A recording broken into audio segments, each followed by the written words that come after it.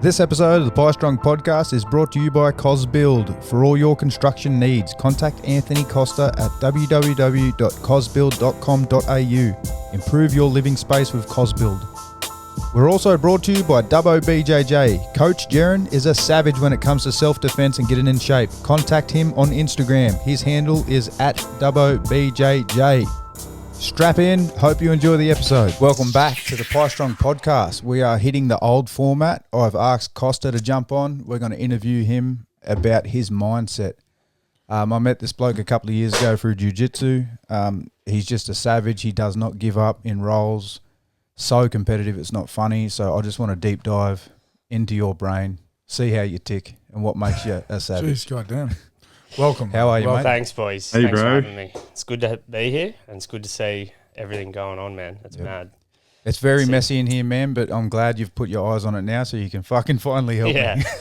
Yeah, but it's like... More rearranging, more fucking changes, so... But you look at probably where it would have been 6 months ago to what it is now. Yeah. Like, progress. Big changes. Well, it was easy. It was easy 6 months ago because you had one camera, not a 50-inch TV and all these monitors. It was Hey, it's 65. Come on. sorry. Don't take away those inches, bro. Yeah. Inches matter. They're valuable. Every inch is important. Right, just before we kick off though, me and Matt got online bullied, right? So we were drinking wine or beers or whatever we wanted to drink. But I didn't see it as bullying. Fuck them. They're uneducated. Yeah. Wine. I'll take it as bullying. So it's a ironic story how we got here, but we're whiskey guys now. Yeah. So Yeah, I I'm bought all a for bottle of it. nice whiskey. Yeah, smells. And the thing that makes it even funnier, right? We got called gay for drinking wine. Read what that says, what the hints are. Gay Fiddick. Summer fruits and candy flock. That Candy sounds, floss. That sounds Fuck pretty yeah, gay. let's go. Crack that bad boy Well, open. shout out to Nathan, you fuckwit. Nah, I shouldn't say that. I've said that I'll stop swearing. Sound more professional. Have a read of that, but I'm gonna pour. So this... Have you got a nip glass? Yeah, you do. Yeah, I do. So go 2 nips for me, please. Oh, Jesus. So this Okay, Jack. this Glenfiddich whiskey, I was torn. I was going to get the 18-year aged, so I'll probably get that next when it's my turn. What's this? How many years? Well, it's made by 20 malt Give us a masters, Smell the cork. and they've picked their favourite blends out of the Glenfiddich That's whiskey. brewery. Yeah. That's whiskey. Yeah, that's whiskey, no doubt. And they've made their own concoction with what was available to them. Yeah, righto. So- Wow. Okay. Yeah. I don't think you'll go wrong with the 18-year age, though. Yeah, I Next time. definitely want to try that. It looks pretty... It's I think fucking real telling good. people that it's candy floss is not going to help the case, but I just thought it was Yeah. ironic. It was funny as hell. yeah. But it doesn't smell like candy floss. I can say that much. Smells like whiskey. Smells like whiskey. Looks like whiskey. I think. Does it taste like whiskey? I'm about to find out. Double that up for Brad. So it's got in... I bought these whiskey glasses because apparently they're the official way you're meant to drink. So They emphasise the candy floss. yeah. Yeah. No, you're meant to swirl it around. It's just like wine. You swirl it around. Yeah, is this the same process as wine? Like, Basically, Yeah. we've gone to gayer version of wine. it A does look manlier like a butt version. plug, to be honest. Where is it? There we go. Yep. It's similar to. So I thought it was funny on the box. It says, "Which aromas do you recognise when you nose your whiskey?" I'm telling you, I don't nose whiskey at all. Smells like That's why we started. my throat's about to burn. Really? One of the things that we knows is... Put your whole nose in. And then you can breathe it on the back of your palate. But you're supposed to have a nice glass of water before you go into it. So. Yeah, well, I think you're meant to. It's subjective, isn't it? So if it's too strong for you, you're meant to water it down. Yeah, but a lot of didn't wanna people get like called to have gay. it on the rocks, but Yeah, look, at the yeah, end of the yeah. day, I can get Zoe to bring in some ice. do you know what, Brad? You're buying it. It's your alcohol. You do it however the fuck you So are choose. we just sipping this, or Yeah. It's supposed to last the whole podcast, It's mate. it's a sipping whiskey, not a shot in whiskey. yeah, that's whiskey. You know what? Other Is it than the, strong? nah, there is. It does feel like clouds are dancing on my tongue. Yeah. There is that fairy flossy. Yep. And I never thought I would say that. There's a sweet tone at the back of it. There when it is. hits your palate. Yeah. It is very, very sweet. Very I sweet. actually, when you told me we were having whiskey tonight, I was like, oh, righto. Like I'm a bitch with alcohol, like shots. But if you get sick that's of sipping actually it, not bad. Yeah. tip it in the Coke. That's all right. Once you, No, that's all right. it's like the first time you try coffee, and you're like, why the frick do people drink it? The first time you have a beer. Heidi's coming with some ice. Would you like a hello Heidi, how are you? Would Thank you you. like a little whiskey? She has liver cancer, Matt. Yeah, well, Probably can't do that. Insensitive That's prick. definitely. Why do you hate Brad's fiance? That's so not, welcome back to the Pie Strong not what I would podcast. have said. Well, let's get into it. Yeah. Anyway, So, your journey. Tell us where you grew up.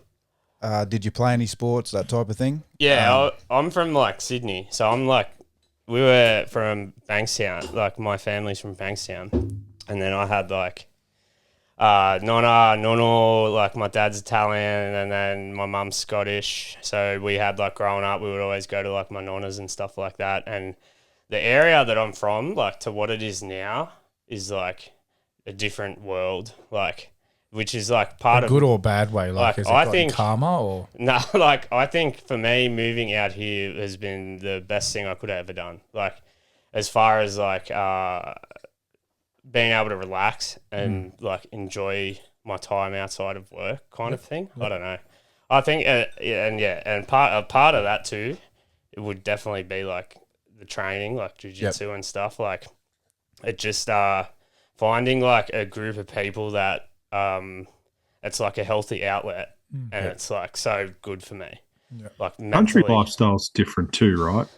Yeah, Like Sydney's so fast paced, and yeah, it'd just be high stress all the time. Like compared to Dubbo, yeah. And I feel like all my mates back home and that is like, I feel sorry for them trying to get ahead, because it's like buying houses and stuff is so hard. Yep. And then it's like even where I grew up, I used to kick a ball against the wall out the front of the house, and all the time, like it was easy. Now there's like duplexes on every house is turned into 2 houses, and there's 4 cars out the front, and it's like just that chaos. Like it's just hectic. Like, and it's hard to get away from that.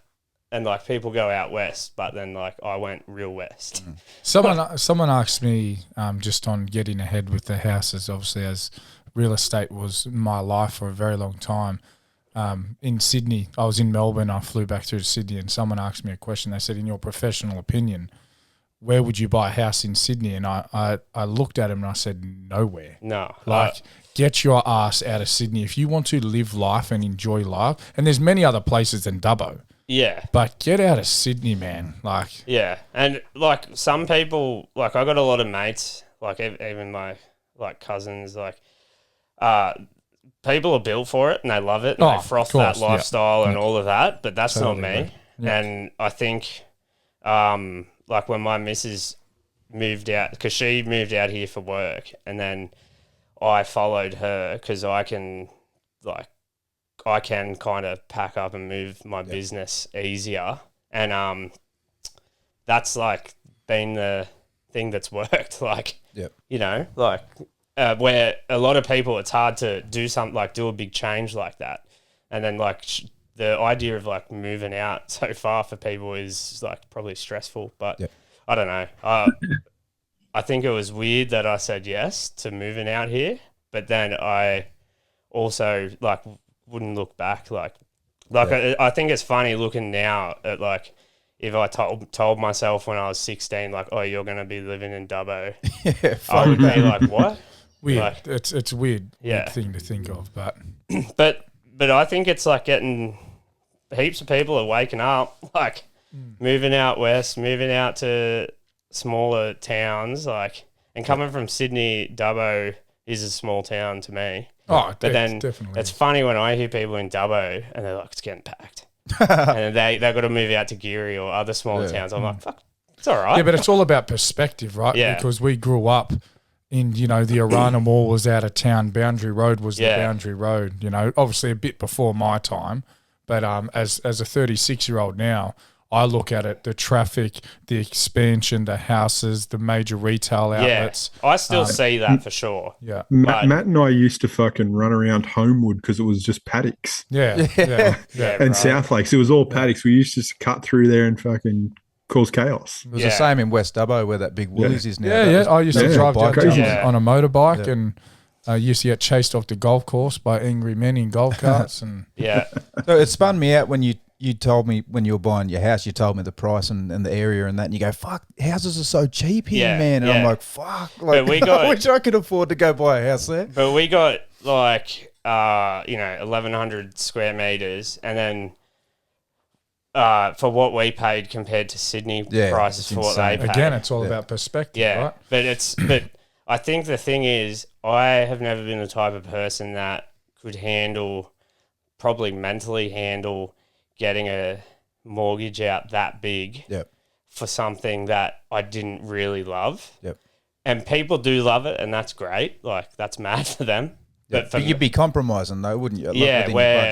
Like, I love that I can whinge about mowing lawns. You know what I mean? Privilege, isn't it? Yeah. But that's just like perspective, and it's for people, and like everything I have, if I had it in Sydney, it's like that would be like a lot of people's dream.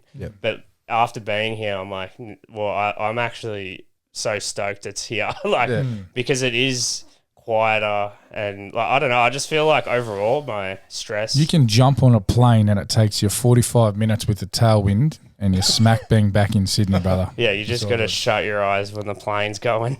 No. Dubbo's traffic too, and hustle and bustle would be nowhere near to what you're used to trying to get to jobs. Dude, being a carpenter, trying to drive in the city. I love that. Like, I live in West, and when I got to go to Bunnings, I'm like, fuck, I got to go 15 minutes. And it's like when I would say that to other people in Sydney, they'd be like, you're kidding. Like, you takes can't me go 15 minutes to get my front door. Yeah. And then it's like, you can't get anywhere in 15 minutes. But it's for people and not for people. And I'm just stoked that coming out here, it's like, it's worked. And I'm like, just stoked. So an Italian dad and a Scottish mother, what a fucking combination, first of all. That must be the secret formula. I did wonder, like, how common is it? Like, did their boats arrive at the same time, or what happened? Like, how does that work? But it's been like, with the mum side and stuff, it's really cool to see. Like, I think as I've gotten older, I've appreciated the Scottish side more. But when I was younger, like, having darker or like olive skin and then tanning easy and stuff, I'm like, I love being Italian.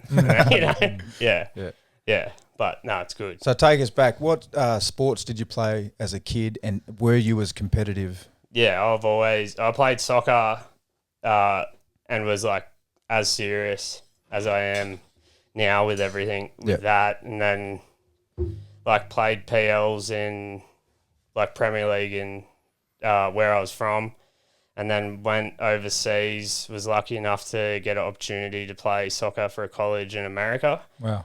And then so I had a year over there where we had a season playing for a college, traveling around New York State, like the whole state, to games. And that was like, that was my big, after school and that, it was the big, like, I learnt like becoming an adult, I think. It was my kind of last hurrah of being a young delinquent. And then I became an older delinquent. So were you pursuing that as a career? Yeah, I thought when I went over, like, I could have the potential. But then when I was there, like, we versed teams, like, I still remember we versed teams, like, we did well. We came 8th in the state and like 24th in the country. But then some of the teams we versed that were winning them titles, like their reserve teams were at a level of like just unbelievable. Like, so our team was 10, or it was 9 internationals and 2 Americans. And then the team we versed, that I actually had a huge moment after losing to them, but their team had maybe 2 Americans and they had like a roster of 40 players. And in our roster, we had like 15 internationals and the rest were American.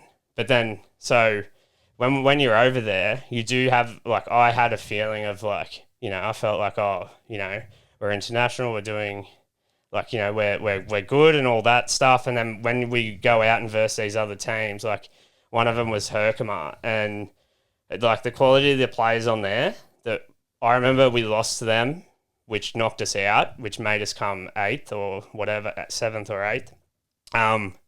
I was sitting in the sheds, and it was my moment of like, oh, you're not good enough. Yeah, right. Like, you're not going to make this into anything. Like, and then what's funny, I think now, because in that moment, it was like my life was shattering, like, because I was having that internal, like, fuck, like, everything you've wanted is not actually as close as you thought it was. And it's actually probably, it's not possible. Like, you're not going to get there. Yeah. It's such a vicious sport to become dominant in, especially the European side is just they're animals. Yeah, and it's like, when I came back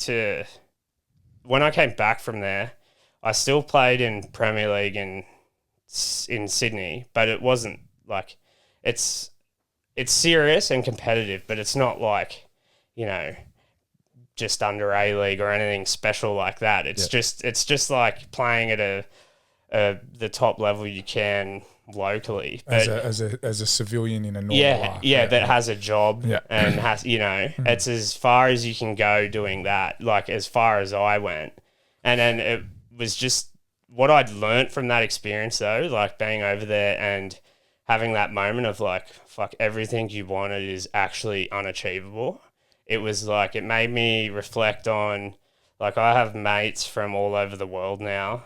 I have an experience of like being able to live in another country for a year and like literally of getting thrown in the deep end. I got went to the airport, had a crossover flight, fell asleep at my gate, and then woke up. I went to sleep, and there's like a full room of people, and then I thought I went to sleep for like 2 seconds. Open my eyes, everyone's gone, and they're going, last call, Anthony Costa. And I'm like, fuck, like I'm nearly missed my flight there. So then I get to New York, and then I get off the Greyhound to where the college is, and then I forget that I had my big bag in the Greyhound.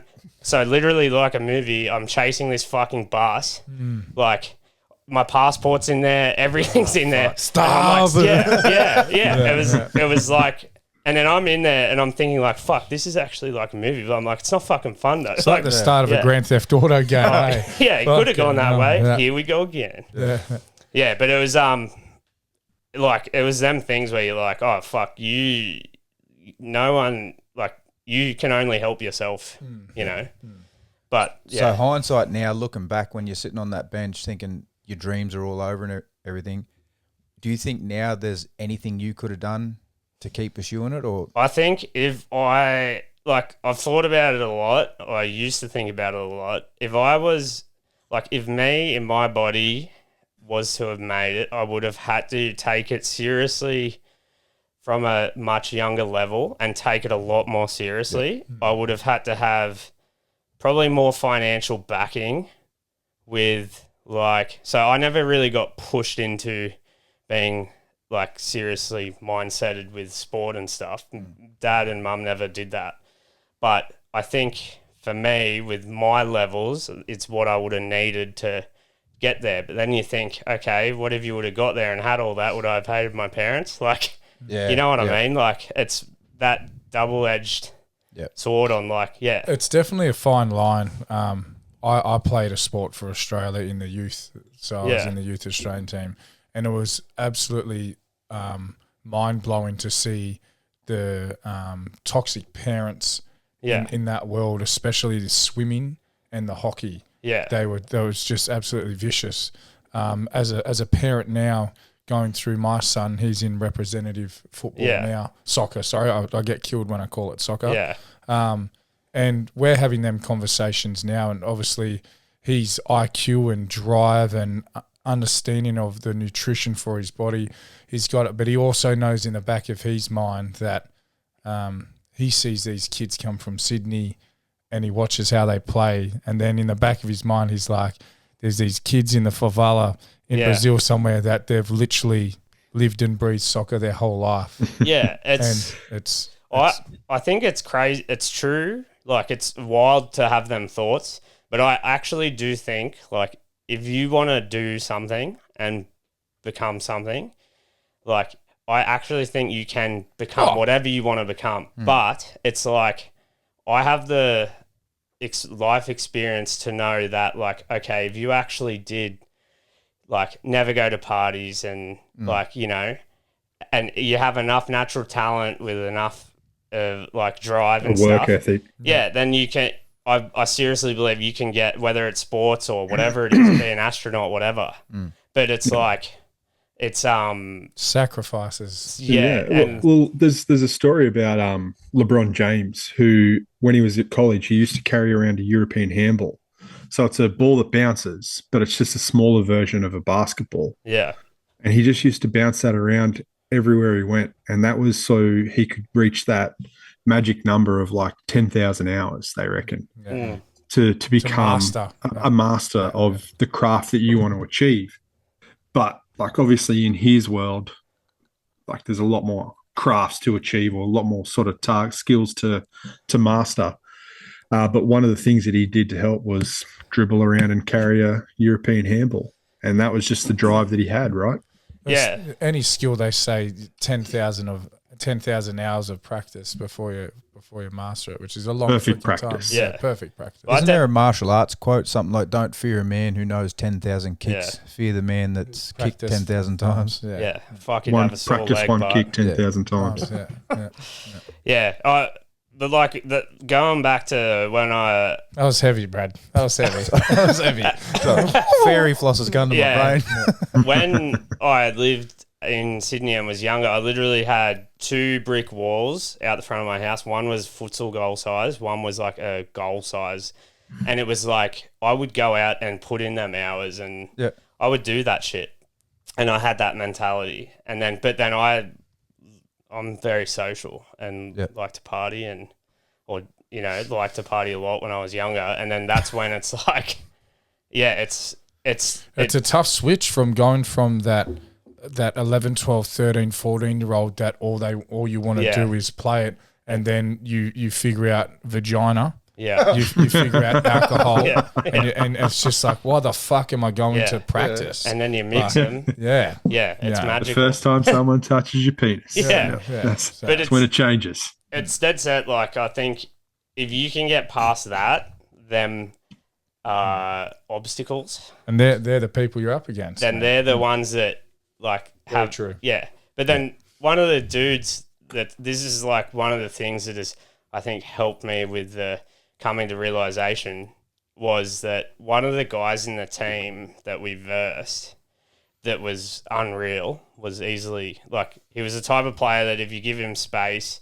he's going to shoot, or because I was a left wing back, if you give him space, he's going to shoot. If you close up on him, he's going to tap it around you. And there's like nothing you can fucking do. Yeah. And I felt like helpless. And then it was hard feeling that when it's something that I felt that I could actually turn this into something. And then you get made a fool. And then, but he's an accountant. And I'm like, fuck, well, that's all right. Like, I wasn't that good that he had a shot. But it's like, but he wasn't good enough. Yep. So it's like, so I didn't even, from the pools that I saw, I'm like, oh, fuck. But he wasn't even good enough. And it's like, fuck, man, like, what do you do? Like, how do you? Yeah, there's always constant levels. And I think, you don't have to be able to stop that person. It's your work ethic and it's your character and all the other skills that come with it. Because you look at the Ronaldos, you look at the Messis, the De Bruynes, all of them. I'm sure they make their opponents at some point in time feel helpless. Yeah, who are at the best that stage. level. So there's always people that are going to be better than you. It's about you going back the next day, trying to better yourself and figure out how to change it. Yeah, and then the other thing is like opportunity. So if you do get made a fool, like, how do you have an opportunity to come back and fight that again and better yourself to that? And it's like that whole side of it too. Yep. But yeah, I love, like, I think growing up and where I'm at, I love that I think that trip like that year away was the most important thing for me, because having them conversations with myself, but then I haven't lost that fight or determination because I put it into other things. Yep. And I think that's important too. It's not like just giving up and going like, oh, you're not good enough, like you're never going to make it, whatever. It's like, but if you have trained yourself to have that drive for long enough, it's like putting it into other things, which is why I definitely think for me with business and work and stuff, it's whatever that voice is the same voice. It's ADD. Yeah. That's what you got. It sounds like that. Explaining it though, that trip has put a lot of foundation in your life. Yeah. Of who you are as a person. Yeah, because going over there, I thought the best thing that's going to come out of this is like, I'm going to get something out of soccer and it's going to become something. And then I learned like, oh no, that's not going to happen. Yeah. But then the best thing I got out of it was like, oh, it's not going to happen, but like that's okay. And like you do, like I do work hard and have a lot of drive, and that's the best part. Like that's what I've gained from that is that it's not like a loss. So how old were you when you came back? You were playing the local PLs. 19. I came back, and then played Premier League for a few years, and then I started working for myself, and then went, okay, I can't be like fake sport athlete anymore. Yeah. Is that carpentry as well? Yeah. Because for me, I've always also had the mindset that like if you're playing in these teams that are, Premier League or whatever, my whole mindset, which isn't everyone's, but it's like if you're playing in the team, you need to be there Tuesday, Thursday, every training session, and that's like you're not just there for Saturdays or whatever. That was kind of my mindset. So when I was at a point where I'm like I can't commit to that, I'm like, well, I'm not going to do that. Yeah. And injury and stuff too, because for work, like if I tear an ACL and I can't walk for, like I can't work, I'm fucked. Like, So that was my big thing, like from coming out of that. But then it's like my drive went into work, like that same mindset went into business and like, okay, so what do I have to do to make this work? And like the best feelings I've had, like now I've been going 6 years working for myself. I set myself up in Sydney, moved to Dubbo. I've set myself up here. Everything's working great. And it's like just to know that I can financially survive off my own back of like work. It's just like that's when I can look back if I'm stressed or whatever. It's like, hey, it's all good. Modern day caveman, brother. Yeah, modern day caveman. I feed my family. Yeah. But it's like, it's very, I think a lot of people definitely will fold on like the working for themselves thing or whatever. Like where I'm too stubborn to do that. Well, you've got the passion too, and that helps. You love what you do. And I'll give an example. You've been helping Zoe out a fair bit with we took you to a place we tried to buy. It didn't work out. So we wasted your time, I feel.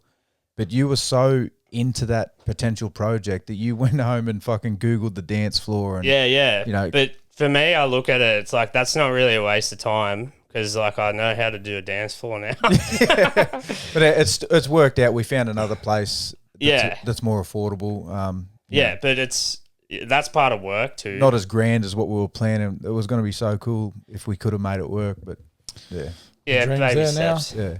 It's coming together. Yep. But it's like it's just that thing. It's like everything. It's like the baby steps of growth. It's like, where you can, this is a bit fucking gay, but it's like, so is Kenny Fox don't let whiskey, it kick you. hey. Yeah. Don't let it. It's like, don't let the situation beat you. No homo. Fucking true as. Yeah. So did you play any other sports between soccer and you moving to Dubbo and starting I played jiu-jitsu? tennis and it was all right at tennis, but nothing serious. Like I had a decision to make of like, am I going hard out at tennis or soccer? And I was like, no, I fucking hate tennis. So you could attest to this too. I feel like jiu-jitsu has been the only thing that I can do and like red line. Yeah. Constantly red line. Jiu-jitsu ticks every single thing. I feel like I was pretty successful in my powerlifting days. Yeah. Like I got some big numbers on the board. Settle down with your humbleness there. But he was very successful. I never redlined. there was not a point where I thought if I push this, I could snap something, or I was always very cautious. Like my Do you think redlining steroids and all the rest though, going through that? Like, am I speaking out of turn? I feel like I would have done better if I was on steroids. That's what I'm saying. Like, but I would have recovered better. Yeah. How many honest conversations did you have? Like, he was at that peak, would have been man. hard to. Fuck. I remember having conversations with you about getting on the fucking gear. Yeah, I wanted to. I'll be honest with you. I wanted to. I done the research. But why wouldn't you want to? Well, I had the conversation with Zoe. Yeah. Like, I sat down with Zoe and said, "Look, I want to get on the gear," and she said, "Well, is it illegal?" I'm like, "Yes." She said, "Well, no." That's my message. But I'm clapping fucking Zoe first of all, because I respected what she wanted. She said, I don't think I can, because at the time I was a cranky fucker. I'm mellow now compared to what I was. Yeah. And she said, like, she did her own little bit of research too, and she's like, steroids make you more of what you are, and you're a cunt. And if you're on steroids, like, you're going to be a bigger cunt, and I don't want to deal with you. And I'm like, fair. I think it's what, and it would have been hard to be in a position where you are doing well, but you're like, oh, I can do better. Yeah. But it's like, and I was always 1 foot in, 1 foot out, and I never wanted to commit because I was so scared of getting hurt. Yeah, but I think like, but jiu-jitsu, I don't give a fuck if I get hurt. You feel, but you're also in a different position. Yeah, well, I got like 700 sick hours and like 300 annual leave, so I'm fairly comfortable. Yeah, but jiu-jitsu for me, when I started jiu-jitsu, that addiction was real. I remember calling Jack. I was like, man, this thing you gotta do it. And I was obsessed. I was going every Monday night, Tuesday, then Thursday, and then I was in with the white belts, and then every Saturday, then Sunday. But you can physically feel yourself every session, every roll grow stronger, grow more knowledgeable, your IQ gets strong, and it's a real addiction where many other sports and that you look back at 6 months and you're like, holy crap, I've actually gotten better. Where jiu-jitsu, you go, I rolled you last night and that was easier, and that's addictive because it's that immediate hit. And you also have that forever chasing the dragon feeling too, that you achieve something and you're like, fuck, I've just had a spark and I've learned how to do this or whatever, and then it's like, and then someone better and a higher belt just counters it, and then you're like, fuck, now what? And it's just story for you on that one. So I went to an open mat and I was at my peak. I was feeling like I was a 4-stripe white belt. I was ready for my blue. Man. I was ready for my blue, and I was rolling with one of the brown belts, and he was that guy that would just pull guard and then work you from there and just do his thing. But this day, I got him. I passed, and then I fucking put him in a bit of danger, and I just see him go, oh, and it just flicked, and he just absolutely fucking mauled me. Yeah, I think for the next 4 minutes, and I was like, fuck, okay, maybe I'm not that good. I'm shit again. You know what another mad feeling is, and I know all of you would have felt this too, is when, like, similar to that story, but when someone goes, oh, I need to do that, and they can't. And it's like the Paul Walker where he looks at Vin Diesel and goes, I almost had you. I've had them situations. It's good. But I think even when you learn something and then you're like, oh, I did it, and then they counter it or whatever, but it's like you made them do something different, and that's a win in itself. I've got this thing with Jaren. I always go in for the body lock. He's seated. I go in for it, and then he sweeps me, and I try and stop the sweep. So that's how we start just about every roll. And I'm like, I'm going to get you one day, and like it's baby steps, millimeters. I'm getting on him. He still does something dumb that just sweeps me or fucking just throws me away. And I'm like, fuck, how did you do that? Like, I rolled in Port Macquarie with a couple of the black belts there. One of them was like a smaller, skinnier dude that if you didn't know anything about jiu-jitsu, you would think that like a bigger person would beat him. But then like rolling with him, it's like every single thing I did is like, I felt like at times I'm like, oh, I'm getting somewhere. But he was like just so slippery and like, but he was not breaking a sweat the whole time. And it was like, that was the thing where it's like, there's fucking levels to this there's shit. Levels, man. Like, the head coach up here at the Gold Coast, Daniel Lim, he's fucking phenomenal, man. He's 5'6", weighs 70 kilos at most, and dude, he's been a black belt since he was 18. Yeah, that's a dangerous man. Well, my first jiu-jitsu class, I got subbed by Callum Hodge. He's like 60 kg ring and wet. And he like rear naked choked me so brutally that I felt like I had the flu. My neck was fucked. I'm like, I can't let that happen again. I gotta learn this shit. I remember that when I started, and then it was in the rooftop, in the car park, And then I realized, because like when you start, I wanted to make, or I in my head, this is where the competitive and all of that shit comes from. It's like, I want to make it clear that I'm not here for a month. I'm here and I'm fucking here, and I'm staying, and I'm gonna grow. And then it's like, I don't know how long it took before it's like, okay, you know, when people come in and it's like, are they staying or yeah? And then I was like, when I feel like I got that acceptance of like, all right, he's a regular now. It was like, fuck yeah, like that was important. So your mindset carries over to adversity, right? So talk about the adversity you've faced in your jiu-jitsu journey and how you've overcome it, because you've just come back from a massive injury. Yeah, well, injuries is the fucking worst one. Yeah. Can I? So I'm trying to like get a timeline here. So were you doing jiu-jitsu before you got to Dubbo? No, I started right. So you're a I bit of fresh meat, right? Yeah. So they were doing renovations at the RSL because they were covering the asbestos in the squash court area.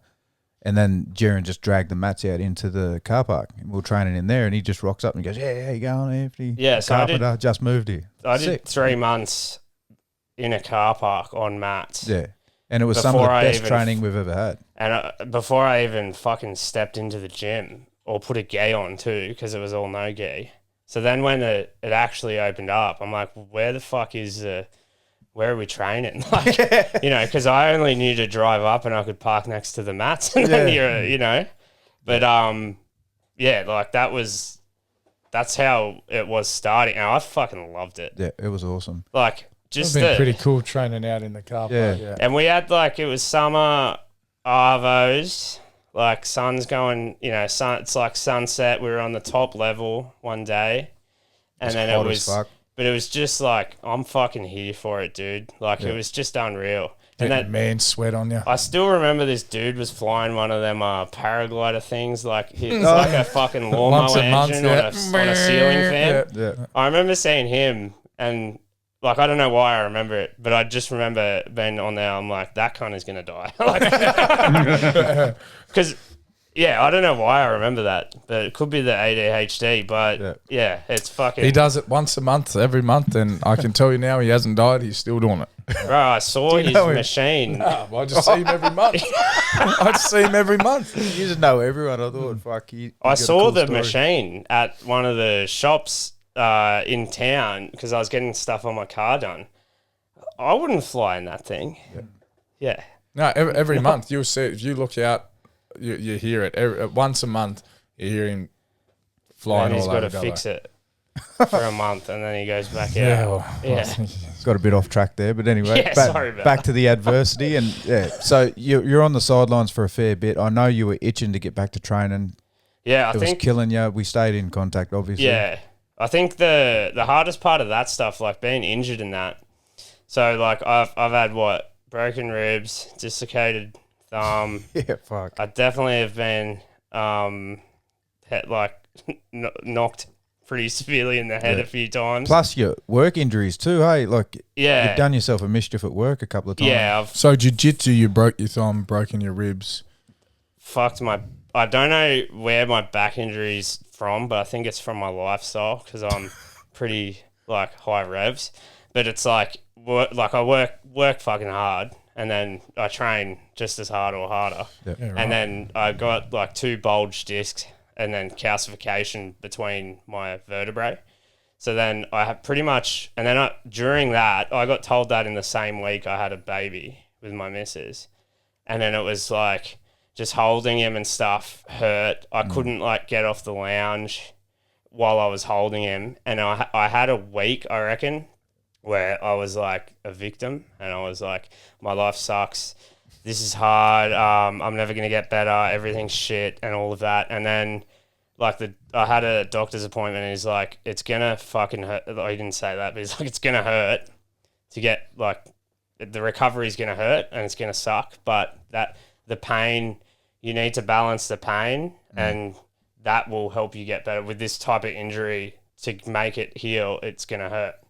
And when he told me that, I was like, oh, fuck, I can handle that. Yeah. I can handle the pain. And then honestly, my brain changed. I was like, oh, I can handle the pain. Yeah. It's like your mind goes, there's a light at the end of the tunnel. Yeah. Because when you're injured, you kind of go, fuck, I'm done here. Like, and you get that victim mentality, like, fuck, why me? Why this? Blah, blah, blah. And you don't see that light at the end of the tunnel until you get the answers you want, and someone tells you it's going to be okay, and then you just change, and you're like, oh wait, you probably see that a bit in your profession, Jack, with the I think it's but it's like heaps of people will not come out of that, and not even just an injury, but it's like always not being satisfied or not always having a problem or whatever, and I fucking hate that mentality. Like, there's always something, and then so when I was injured, I hated that I hated being like, oh yeah, like you would say, how you going? I'm like, fucked, like it's fucked. But it's like, and I hated being like that, but I think it was fair because my back was fucked. Yeah. But it's like what drives me a bit to not be like that is I hate people that are like that over like, or normal everyday shit. Yeah. So I would 100% prefer someone to be like, you know what, it's fucked. Like, tell me the truth. Tell me how you're actually doing if I fucking ask you. Yeah. You know what I mean? Like, instead of those people that go, oh, I'm fine. Or I'm good. Hide it. And then all of a sudden they fucking have a breakdown, or they fucking, they get all depressed and don't talk to you, whatever. Just fucking say how you're feeling. That was personal, Jack. That was personal. Who is it, brother? Who is it? Yeah, so you've injured your back. What was the recovery from? Like the rehabilitation, was it from a surgery or was it No, I didn't have to have surgery, and at the moment I don't. Hopefully that doesn't change because I'm still dealing with it. Like, it's still not fully better. But you wouldn't fucking tell the way you trained tonight. I know, but that's the thing. I got to balance it a bit. But it's one of them things that it's like, I think I'm learning what I can and can't do. But if I do something that's not right, I probably will fuck it.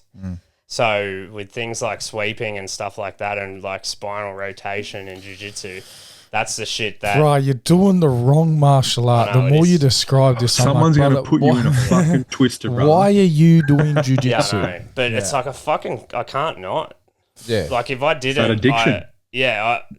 I have... Like, my missus, even when I have been injured, she's like, you have to go to training because she's sick of me at home being like a whiny Do you bitch. make sure you alert everyone before you train to go, hey, let's go 20%, 30%? Or Yeah. He doesn't fucking know 20 or 30%, even injured. No, I say to Brad, so I've only rolled since I've been injured with like Brad and higher belts. So I haven't rolled with, but then there's been some fresh guys there, like fresh me, and I'm like, fuck, I want to see how that, like, I want to roll them. But I'm just like, no, I'm not doing it yet. So are you white belt or? Blue. Blue. Yeah. How long you been doing it for?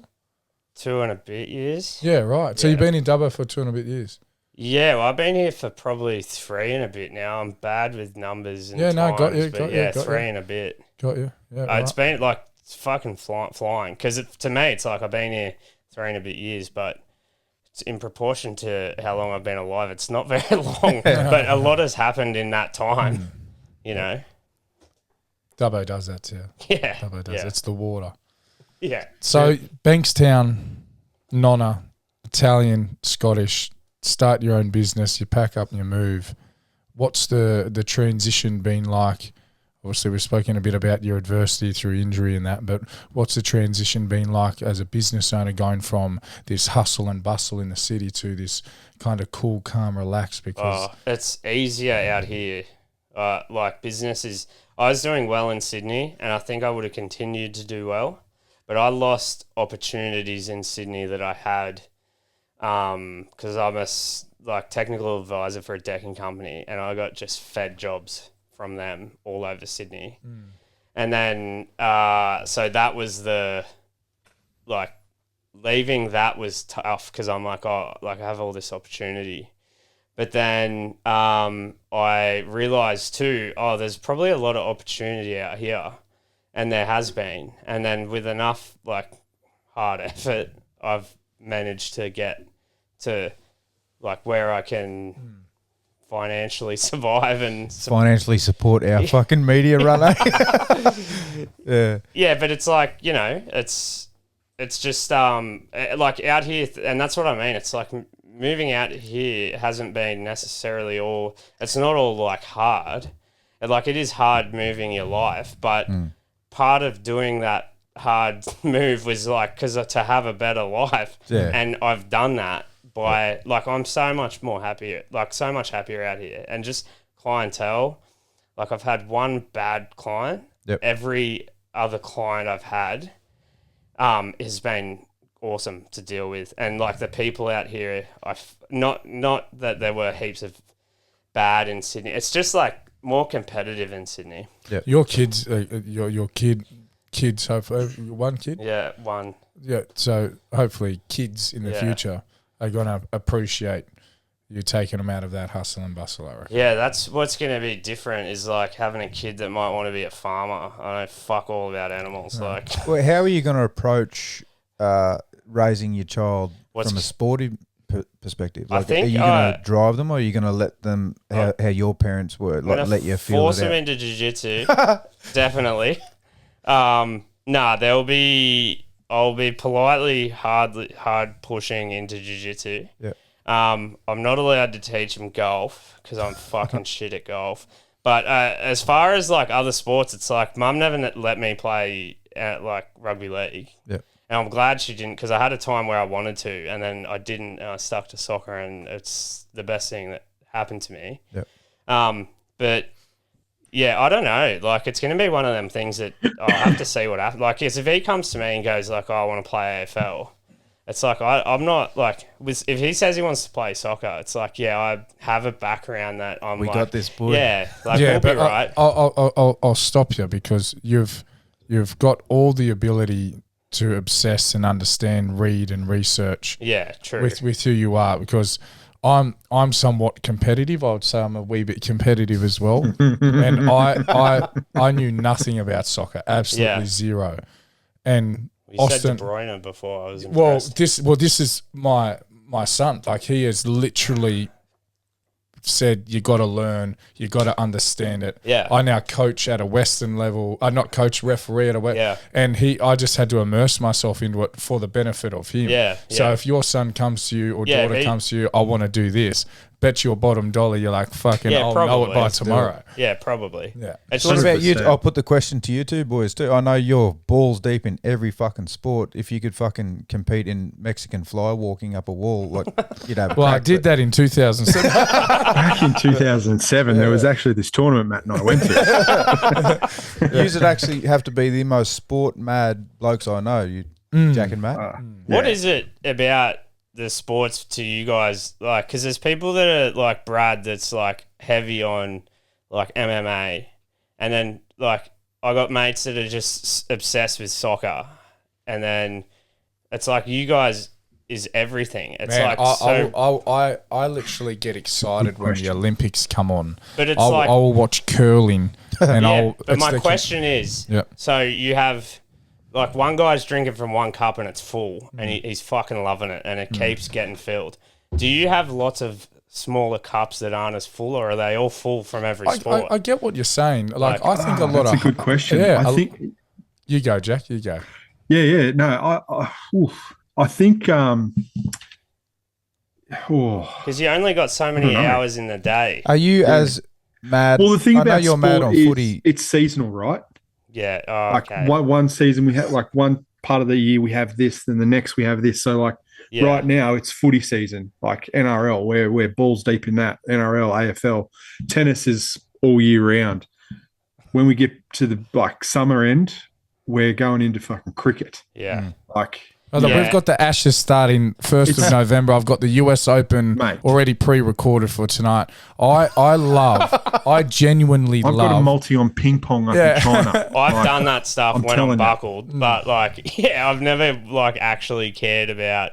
I don't know. I've been like, I'll drink 100% from the one glass type of thing. With I'm dipping into fucking every glass. That's a very interesting question, Costa. I like how you asked that, and it's kind the analogy was great. I couldn't answer it. But it's I've unpacked my mind a little bit. From my side, it's like you only have so much time, and I think that's where, for me, like, and similar to you, Brad, we're like, balls deep into jiu-jitsu, and we froth it, obsess over it, and then you obsess over MMA and all of that. For me, it's like I have jiu-jitsu, I play golf, but I'm not good at it, but I enjoy it. Yep. And then I have work and Pokemon cards. So it's like, I don't, like, for me, it's like I go balls deep into not many things. Like, my time is like jiu-jitsu on, weeknights, golf on the weekend, Pokemon cards for a bit, and then it's like work. Like, where you guys, it's like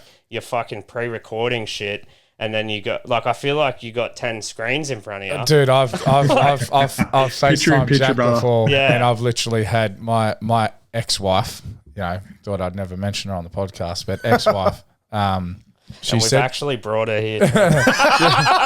Come on down. She said to me one night, she's like, you have to choose whether you're going to watch this or this. I'm like, no, I don't. Yeah. I went and bought another TV, and I put it right next to each other, and I had the Australian Open. I think I had cricket, and then I had something live on my phone. I reckon I've still got the picture. But you're right, because for me personally, jiu-jitsu, it was a phase for me. Like, hands down, I could admit it, because I know just enough to know a bit about every sport that I can't tell you, like, I know this and that. I know enough where I can have a conversation about any sport, but you delve into it. Like jiu-jitsu, we can have a general conversation. Then you'll start talking about stuff, but and then I kind of disappear. Like, but you would know more, like, a little bit about more stuff than me. Like, I just love, I reckon it's the competitiveness in me, and I just love the passion. I love sport. But I love it in anything that is competitive. Can't do netball. That's gay. And I can't do AFL. I cannot. Man, I've tried to watch AFL. I can do AFL. Nah, fuck that. So how are you going to approach parenting from a sport perspective, Jack? For me, look, it's my boy's choice. Whatever he wants to do, I'm just going to support him. Whatever he wants to do, but I'm going to want him to, like, if he excels at it, then that's, I guess, my opening to make it more of an option for him, to open it up for him. If he doesn't excel at it and he's sort of half in it, whatever, just do it for fun, mate. No dramas. I'm not going to push you. But if he sees something in it, or if he wants it, then I'm balls deep with him. I definitely got told by my dad with soccer that, like, hey, because when I would say to him when I was younger, like, oh, I want to be like a soccer player and stuff, he's like, do you understand what that means? Like, do you understand the sacrifice? And then he would talk to me like an adult, and then it's like, you think you do when you're a kid, but, like, you don't. Yeah. Like, you don't understand. And but then the ones that do are probably the ones that make it. Yeah. I think both my girls are balls deep in dancing, so that all their time's taken up. They don't have fuck all time for anything else, eh? Yeah. I don't think I would struggle forcing him, because it doesn't seem like it would be fun forcing your kid into stuff. But I feel like when like with jiu-jitsu, like, I just want to see my little boy in a gi. I think it'd be the cutest fucking thing ever. And then it's like, I just know what I've gained from it. And then it's like, I want him to gain that. But then he's got to figure it out on his own, I guess. But the reason why you love it is the redlining and the endorphins that get released after you go hard, and you know you've succeeded and you've given everything. It's hard for kids to do that shit. Yeah, kids aren't built like that yet. They need to grow into. But you can see it in kids, Brad, straight away. Like, there's different between kids and then these sporting kids that have flicked a switch. Autism. Like, it's, man, I watch, and I'm not saying Austin's gonna make it, right? And this might sound biased, but I'll watch him, and mate, he's been humbled. Let me tell you right now, he's come off the field and gone, goddamn, you know, like I need to, and 100. But when he looks at it, he's walking up the hallway and he's got a little futsal ball. And he's running over steps. He's got the goals painted on the wall. He's talking about what foods to eat. He's talking about, and you can see it naturally forming inside. He's only 12, and you can see it forming in him now. That competitiveness, that constant desire to be like. He's talking at affirmation, speaking it out. Where me as a 12, 13-year-old, I was like, oh yeah, sweet volleyball. I was playing Grand Theft Auto. You know what I mean? Like that's skateboarding what I mean. But that's the thing too. We don't know what the kids of, like our kids are going to be like. Because we have our experience of what we were like when we were younger, but it's a different world for them. Yeah. So I used to be a teacher, and I've taught a lot of kids over my years, and you can tell those kids that just know how to flick a switch, or they just taught get Matt Burton. something in them when they go on. I was getting to that. Yeah. Sorry, bro. Ruined his story. What a when they go onto a field, they're just 7 steps ahead of people. And example of that, Matt, is Matt Burton. So I taught I did substitute teaching at St. Lawrence's in Dubbo. Matt Burton went to that school, and I did a block on his class in year 6 for a couple of weeks. So the normies, who is Matt Burton? He's a 5'8" for the Bulldogs, Canterbury Bulldogs. In NRL. Yeah, NRL. Fucking freak of a player. Great player. Won a premiership with the Panthers. And I'm close with his dad, mate. He didn't get his talent from his dad. Let me tell you now. He didn't get it from his mum. He just had that switch in him that I want to play footy and I want to be good at it. Literally, I went to a football carnival. I took the team to a football carnival against all the other Catholic dioceses around there. I think we made it to the grand final. We got second. We lost against Justin Yeo, Isaiah Yeo's dad. I think Isaiah was on the opposite team at that time. And yeah, mate, Matt Burton on this field was just an absolute freak at 12 years old. Yeah. Yeah, and it's going to be weird to be in that position. Like, if you get in a position where you have a kid and you're like, oh, they actually... Like, but then that's like, I would start spiraling and going, does he actually have a chance? But then you just step up. Like, I would do reps when I was younger and stuff, and then you go, okay, how good is he here? Like, that's what I would probably think it would be like. Yeah. Yeah, but you got to be honest as a parent too as well. Like, I've got a 15-year-old daughter that I reckon I disturbed her mind with my love of sport and made her not want to play sport, right? Yeah. I always, like, she's going to be so tall. And I want her to be proud and own it being tall. And I've always been like, well, she's already tall now. And I'm like, netball, like, get into netball, get into netball. And she doesn't want a bar of it. Doesn't want a fucking bar of it. You know, and then I've learnt from that, you know, and then obviously having 4 kids, you know, seeing Dominic now entering the NRL world, I honestly truly believe he's going to be a superstar, this kid. And then seeing Austin, but you have to be humble. You have to take away that emotional bias, and see it for what it is. But sport is that team bonding, that competitiveness, the skill set. Yeah, like all that's healthy. Oh, man, 100%. So whether they're going to be able to buy a fucking home when they make it or not, I would always encourage it. You know? You learn nearly everything you learn from sport. In my opinion, like playing like team sports, like you learn everything. It doesn't matter what level, but you learn like how to overcome adversities. I hate that guy on that team. We verse him every year. Like, am I going to fight him or am I going to try beat him? Like, you know what I mean? Like, you have all these challenges at every level. Yep. And that's like the thing that I think, you know, that's what... My company is literally built on the foundations of the All Blacks, a New Zealand company, and their whole culture and modelling is literally built on the All Blacks. Do you just do the haka every morning? Well, so massive. I'm telling you right now. It's probably pretty close, let me tell you. That'd jam me the fuck up. Dude, like when the All Blacks travelled the world and they went into the dressing room, we have a tight 5. Every branch has a tight 5. So we have 5 people that we truly trust to be able to have open conversations. In the All Blacks, they had a tight 5.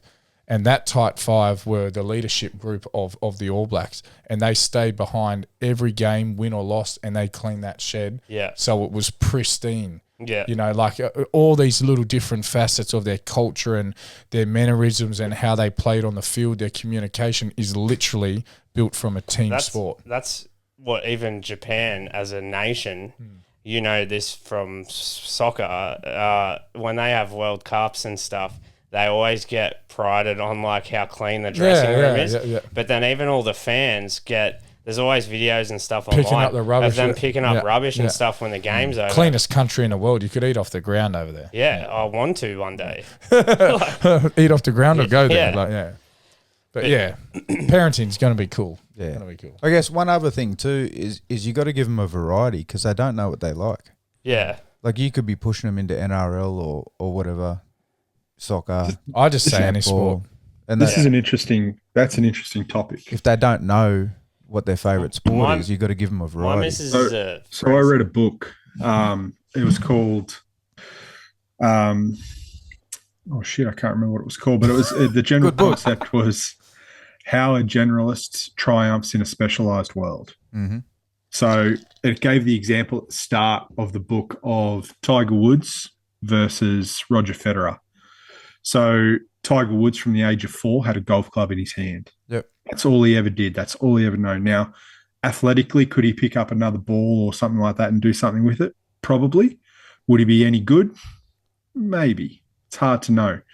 But when you compare him to someone like Roger Federer, who actually played soccer at a pretty high level when he was younger and then picked up a racket a little bit later because his mum was a tennis coach, she actually didn't want him to be a tennis player at all. Yep. But he just fell into it. And both of those people are like the GOATs in their respective sports. I'm actually learning shit here. That's the goal, man. Like, I wasn't expecting this. If you compare Roger Federer and you give him a ball in some other sport or something, he's going to be a lot better than Tiger Woods would be because he's had that experience in other things.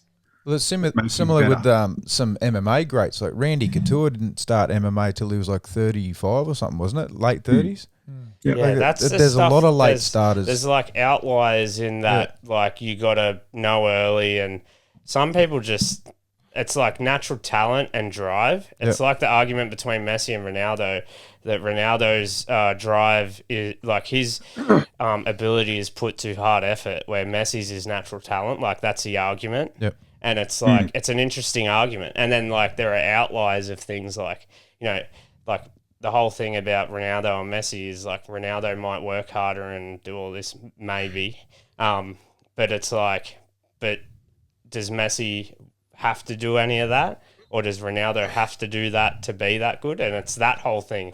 But it's like when everyone's so different. Yeah. Two different styles of playing. Like they talk about the way Messi, and for people that don't understand what he's talking about, Messi is someone that literally walks around the field and can somehow click his fingers and out of nowhere he's sprinting for the ball, beats and destroys 9 people's ankles and scores a goal. Where Ronaldo, he's at 109 RPM the whole freaking way, and it's like non-stop moving, and that's how he scores his goals. But stuff like that in soccer, why I think it is the biggest game in the world, is like because you literally are seeing live the argument of like natural talent and hard work, like because that's how people paint it. Not that Ronaldo doesn't have natural talent, but you know what I mean. It's like that argument of two of the best players in the world, but they're so different, and that's so beautiful. Like to have that.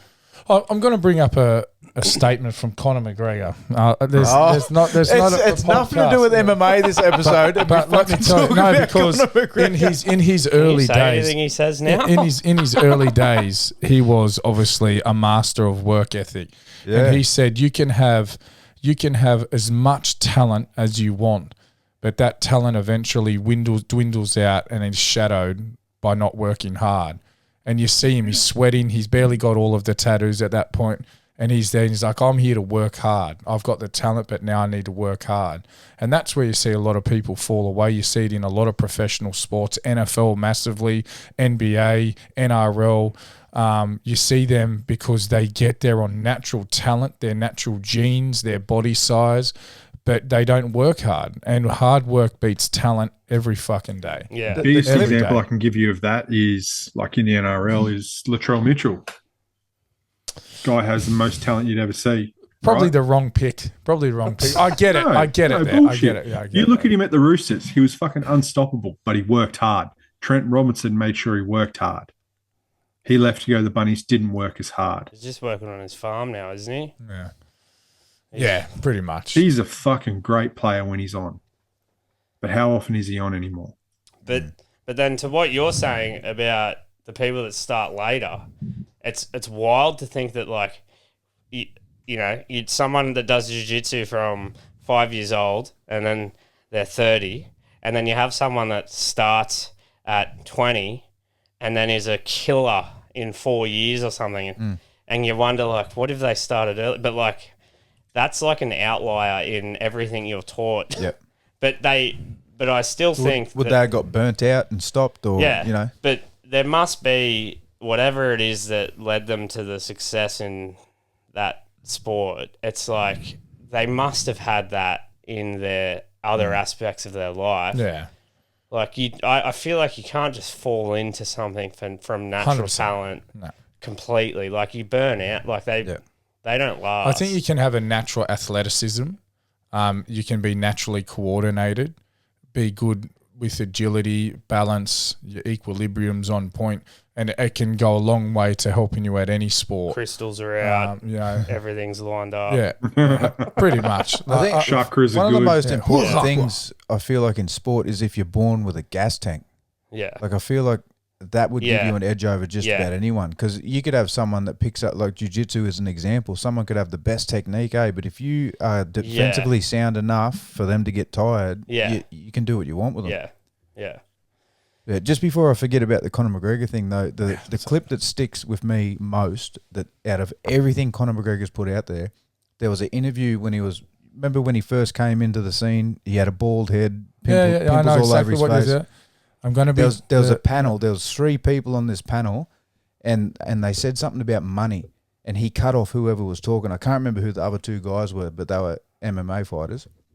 And he said, "If you're doing this for the money, you're in the wrong game." And he's like, "You do this for the love," and he's like so passionate, and and now to see what he's turned into is just so disappointing to see. Well, it was so pure, his intent. He just wanted to fucking compete and be the best, and he got there, and it just ruined He it. did. He was never the best fighter. Mentally, he was an incredible mental warrior, and he destroyed people before they even got in the ring. Yeah. And hundreds of millions of dollars, man, completely takes, because that's what you're doing it for. I'd lose a bit of drive. Oh man! If I had a couple $100 million, I think it would. Yeah, it'd be hard to work that. Yeah. But like, didn't Dana White say that? Like when they wanted him to come back and fight, I forget who it was. It's like, you try to get him off the fucking yacht. Yeah, with Khabib, when he brought him back and he lost, and then, you know, after that you know, let's call it a little vacation. Dana always knew that it was going to be really hard to get him back, and he would never be the same Conor. But he always knew that he's the massive draw card, and he's always going to bring the. So he's just been able to do whatever he wants. And sadly, even with the character that he is today, the following that will follow him into the octagon, knowing that he's going to lose, he will still probably draw one of the biggest pay-per-views. He's got that Mike Tyson vibe to him, hey? Like, because everyone loved Mike Tyson. I can't say everyone, but majority of the people love Mike Tyson. He had the rape charge, he had the drug issues, you know. But he's iconic. That's how Conor's going to go down. He has all this negative shit about him, but like fast forward 10 years, every cunt's just going to say Conor McGregor was the first double champ, blah, blah, blah, and he's going to be the GOAT. But then he can also, like Kanye, like he gives me Kanye vibes. Yeah, but Kanye went to South Korea and fucking sold it out. Like, you know, he's still kicking goals. I just like, you do wonder when is the. But then, Mike Tyson, I guess, did a lot of fucked up shit. Now, and every cunt loves him. Yeah. He's Uncle Mike. Yeah, because he got humbled, man. Life humbled him. And life will humble Conor McGregor, and life will humble all the other fuckers that they go. But yeah, you're right. He will be That's iconic. on topic too, like mindset. You think of Mike Tyson as when he was younger. He was so dedicated. He trained so hard. That's why I hate myself. And then you got that clip with Sugar Ray Leonard, and he's sitting there crying. He's like, "I'm a bitch. I don't want to be like that anymore." It's that mindset. It's crazy, eh? But that mindset is fucking like. I think that's what you want to be chasing like to have that drive. Like that's next level. Yeah, he probably misses that absolute want and desire to knock someone's head off. Well, he was on Joe Rogan's podcast, and he was saying, and it was when he was training for the fight, and then Joe Rogan was like saying about like it was a different man to the one he saw before he was training for the fight. Yeah, and it's like dead set, just that like you think you put an extra table in. Yeah, but it's like you think you have a switch like when we go to training in the gym, and then you're like, all right, I'm gonna roll. But like the level they're on. Like you can't imagine what that's like. Yeah. They got me in that Jake Paul fight. They got me. All the programming before it, when they were showing Mike Tyson hitting mitts and everything, I'm like, oh, he's back. Yeah. And then there was a clip floating around where he was showing Francis Ngannou how he was throwing his body work. And he's like, whoa, just fucking jumping around like a madman. I'm like, oh, he's back. And then he gets in and he's just biting his glove and not but that's gotta be. We've gone way off fucking topic. You got to watch your mouth here because Jake Paul's suing people. So just let's call him Anderson McPauley fighting fucking Tyson McNock. The way he held his punches back, and there's no way you can punch a bag like that. Oh, yeah, I was sold that he was going to knock out Jake. But Jake could not be knocked out. There's no way they were going to let that happen. It was in the clause. Here's $20 million. Allegedly. Yeah, but then you think... But then that's the whole thing about the money stuff too, because he's had money dramas. But it's the same thing with Conor. It's like... When you like, how much money does it cost for you to not be who you are? There's got, you know what I mean? Yeah, but Mike Tyson went off the Richter scale. Mike Tyson didn't pay tax. So back then, he was this African American gangster that literally went and bought millions and millions of dollars worth of assets, never paid tax, bought tigers, chimpanzees. He was fucking partying up, and he had no one around him to correct it. Correct it. Where Conor's got a team. He would never run out of money, man. Yeah, he would never ever run out of money. But Mike Tyson isn't exactly poor too as well. Like without that 20 million, he's Tyson got that Ranch. Yeah, he's got that. But didn't he do the hangover because he was broke? Money? He was gone. He couldn't pay bills, and he was fat. You could see that he was completely lost, and they gave him enough money to pay some bills, and he said that was literally a turning point in his life that made him go shit. Yeah, but I guess it's different to Conor in that he won't run out of money. It would be impossible. Look, it's definitely possible, but you would have to have a chaotic next 10, 15 years. You know, this guy's worth over probably $500 million now. 6 more rapes and he's gone. 6 more rapes and 1 swastika, I reckon. That'll do it. Yeah. So we're on the topic of GOATs. You boys are balls deep in sports, right? So NBA, where do you stand? What era do you guys... Yeah, righto. What about you? Oh, that look... So... This is a tough one for me, right? Because so you got 3 GOATs. You got MJ. No, you don't LeBron have 3 James, GOATs. LeBron James is not. Larry Bird. LeBron James is not considered a fucking and GOAT. Kobe Bryant. Well, he's in the argument. LeBron James is considered for longevity, right? This is not me. I don't. I'm MJ. I'm Bulls. I had all the bullshit. I had fucking more up tempo shoes. When you watch The Last Dance, you go, that's GOAT mentality. Yep. He's a cunt. But Michael Jordan is no doubt, hands down, the probably most iconic basketball player, NBA player ever. And he probably is the GOAT. But for me, my personal GOAT is Kobe Bryant. MJ put everything, like he was like from The Last Dance portrayed as a cunt. He is though, but that's him in life. Yeah, but it's like he just wants. I didn't see it as a bad thing. No, but it's. I just thought it was mad how, because they manipulate the wins and losses to, you know, see what draft picks they get and shit like that. I don't fully understand it. I got a rough idea, but how he was talking about he wanted to win that game and it's like, fuck your draft picks and all that. I want to win. Yeah, like that's so fucking. Yeah, it just does something to your head. You're just like, wow. But I can respect that. That's the thing that it's like, the thing that is so good for him puts off, like, even like Tiger Woods. He's so good at what he does, but he has struggled to hold a relationship. Like, you know what, like, and then with MJ, from what it sounded like, even his teammates, he was like, well, he was dirty. talking down to everyone. Yeah, like, he did. Like, no one was welcome but I don't feel to his hotel room. No one was welcome to his house for dinner, I man. think Like, you can't have one without the other in some aspect. Like, you have to have that, because that's where it's ingrained in you, like, so deep that you can't turn it off as such. Like, you know what I mean? Well, there's that story where Muggsy Bogues was trying to shoot and he's like, go on, shoot it, you'll miss. And he fucking missed it. And it's like, put him off for the rest of his career. Fucked him. There was a story like Kobe Bryant. Michael Jordan was his fucking idol. If you've watched Kobe Bryant's career, it's literally like a replica of Michael Jordan. Literally, his game is his game, the whole shooting style, the whole lot. But his mentality, the Mamba mentality, we're going to call it. They were playing the Olympics, USA versus Spain, and one of Kobe Bryant's best mates, Pau Gasol, was their power center, right? And Kobe walked up to his team, and LeBron's telling the story. It's hilarious. And he's like, this guy walked up and he said, first fucking play, I'm running through Pau Gasol's chest. And they're like, there's no way this guy's going to run through. That's one of his best mates. It's his teammate. Not happening. And then it runs to the clip. Kobe Bryant just fucking boom and Pow's on the ground and he's like, fucking yeah. And they're like, that's when we knew this guy's here to fuck shit up. Like, you know what? So, like, he changed the whole mentality of that team, though. Yeah. Like, he was like, respect to him for that. Hey, he, like, these blokes were saying, we're getting home at like 4 a.m. from the club. And we were going up in the elevator. When the elevator doors open, Kobe's going down in the elevator. To go and train. Where are you going? He's like, I'm going to the fucking gym.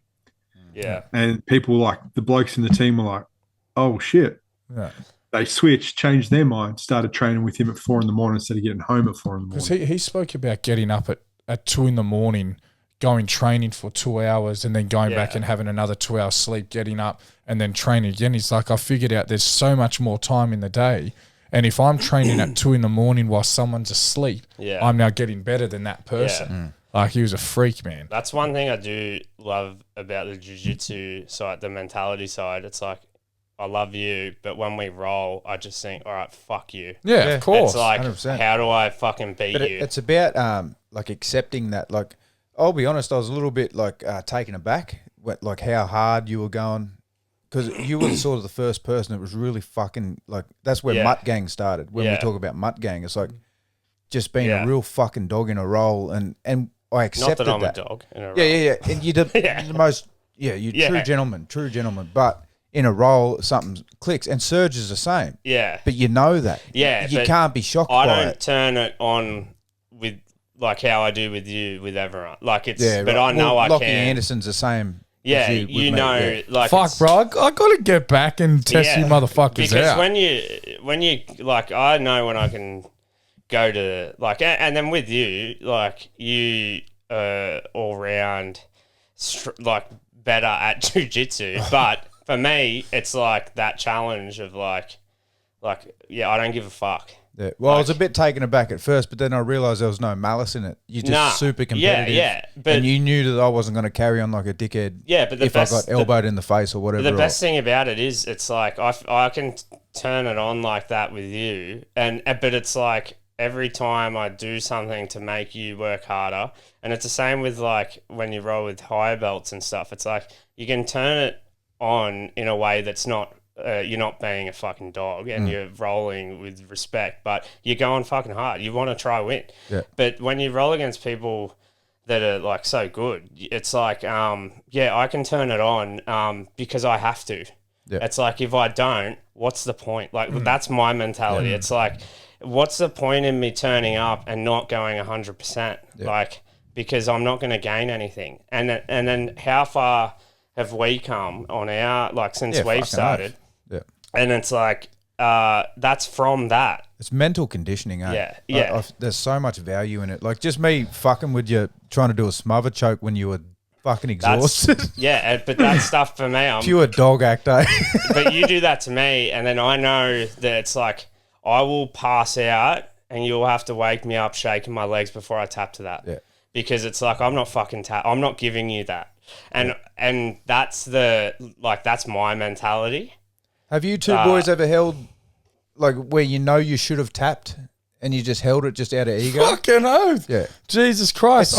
I had Jaron, my first ever experience, Andrew Bo, he was at me for months, man. He's like, please come to jiu-jitsu. I'm like, bro, that's gay. Why would I go to jiu-jitsu? Like, you're literally running around. Super and then he's like, please come to jiu-jitsu. And then I went to Monkey Bar and obviously I knew Jaron from school, but Huggett's like, bro, you got to come. And, and I remember putting on, I think I had a Dragons jersey on and a pair of Billabong shorts.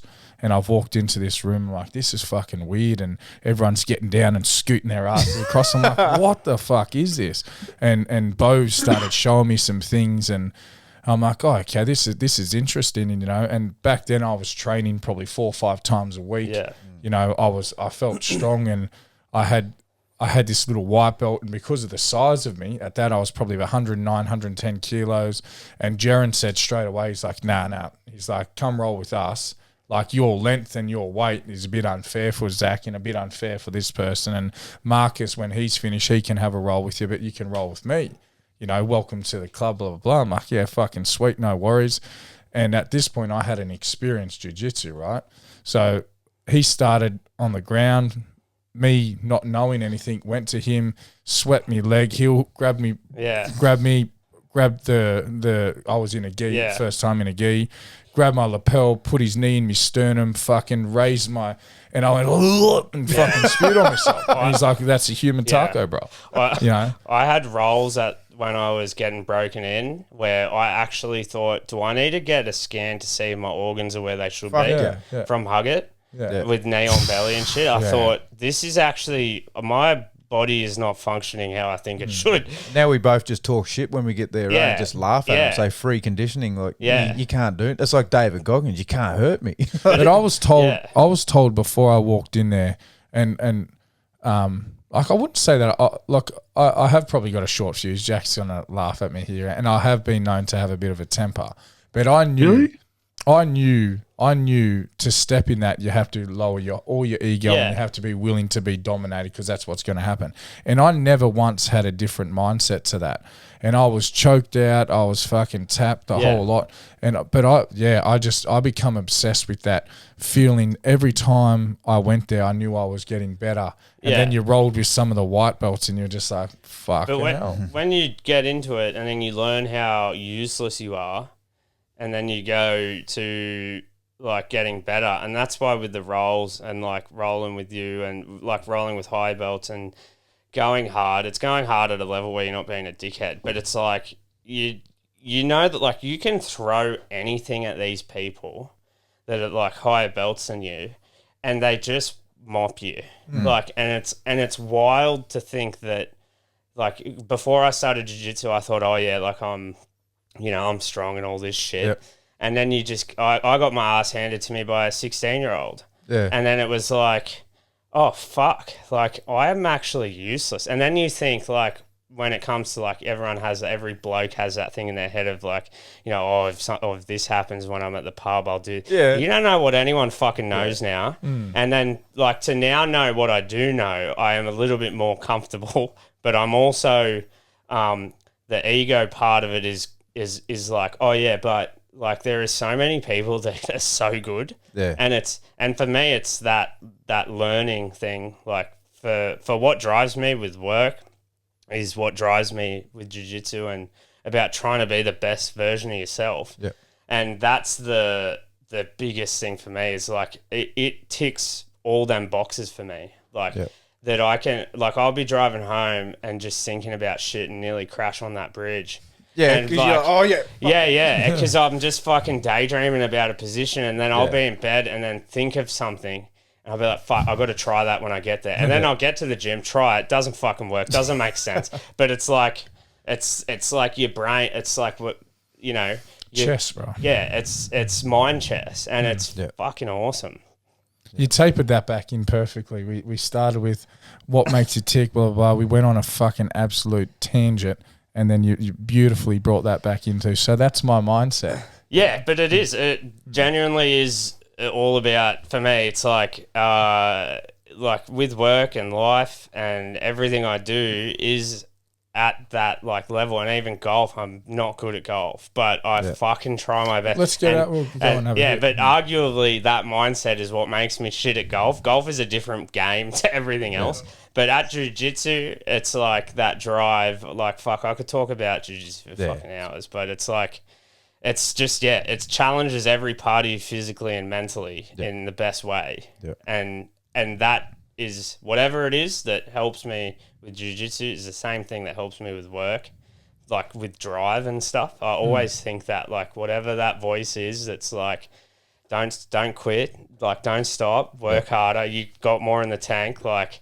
Yeah. And I always look at it like that David Goggins taking souls, eh? Like, if someone's trying their hardest to submit you and they can't, like, they're controlling you, they're all over you, you can't do nothing, you can't escape, but they don't submit you. Yeah. It's taking souls, eh? Because you know they've tried their fucking hardest to get you and they can't. But even today, when we were like fucked on the ground and Jaren's like, come over here, and I'm thinking, why doesn't he come over here? We're fucked. But it's like, and then I said to you, I'm like, this is fucking easy. Yeah. But it's like, it's that mentality of like, I'm fucked, but let's go. I got more. And like we're giving cheek to Jaren. He said, we'll just do like a minute of drilling so you can get your heart rate down. And I said, that sounds like a coward. Yeah. And then, just what a coward. But it's like that. We have the same mentality, I think, with that shit. Same with Serge too. He's just been super busy with work, but he'll be back. I'd make it. I don't promote violence. Yeah, he's a legend, though. Yeah. And like all that fucking the anti-immigration shit that they're talking about now, like we would have never met Serge if there was no immigration. You know what I mean? Like, are you saying they should have brought it? They should have done it earlier? You know what he said to me? We were having a conversation about it, and he said, "Yeah, well, lucky I did come because none of you cunts have got work ethic." Yeah. But yeah. So if you wanted to do jiu-jitsu in Dubbo, boys, where do we do it? Dubbo BJJ. The RSL. Yep. Honestly, it's for me coming out to Dubbo. I think I had all my everything in line for where I wanted it to be, but I didn't have like that thing. And then when I looked up that there was jiu-jitsu out here, I'm like, okay, I'm when I knew it was here, I'm like, I'm in 100%, and like I'm doing it. And then that was like my thing, and that's what's helped me like with, because I came out here and didn't know anyone, only like Mrs.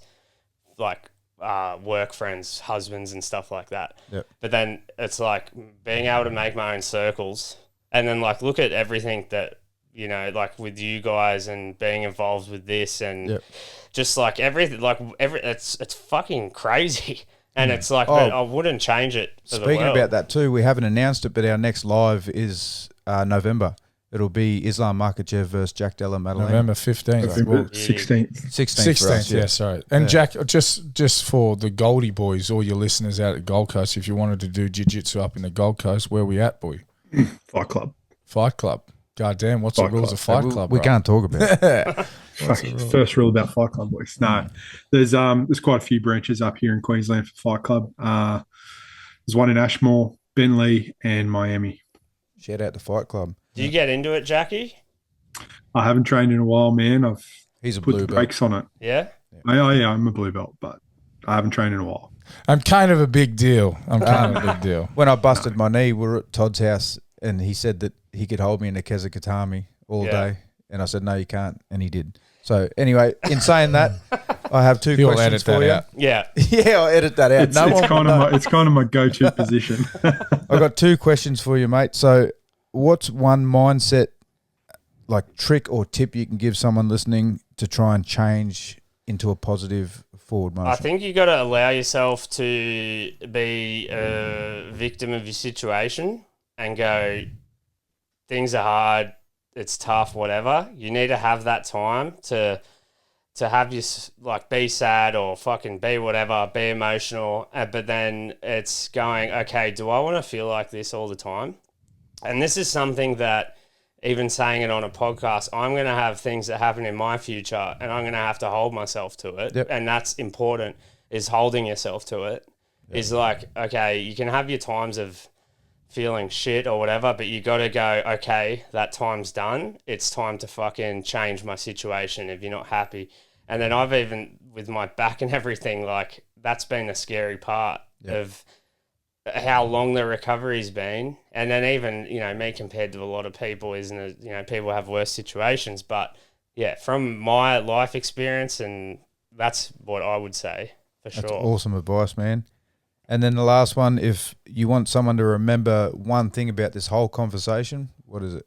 Oh, that's a tough one. Put you on the spot. I would just say, I'm Italian. Mamma mia. That I'm a good bloke. No, I think it's look. I don't know what I would want them to necessarily remember. What about your website? Yeah, probably www.cosbuild.com.au. Excellent. Operating out of Dubbo, will travel for cash. Yeah. Because we build better than you. No, You're right. Nah, honestly, mate, like where can they contact you? I know you've got your on my website, www.cosbuild.com.au, Instagram, Facebook, just type Cosbuild. And yeah, hit me up. I'm ready to go. Yep. I was so busy, but it's like I'll never complain about being busy. Yep. Preferably jobs without using the back. If that's right. I've been able to navigate that fairly well so far. But he has insurance. It's fine.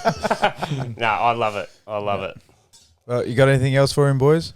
No, that was good. I absolutely loved the chat. It was really good to get a bit of a deep dive into the mind of Costa, and mate, appreciate obviously knowing you and what you've done for this podcast, and excited for many more conversations. Yeah, for sure. Fucking oath.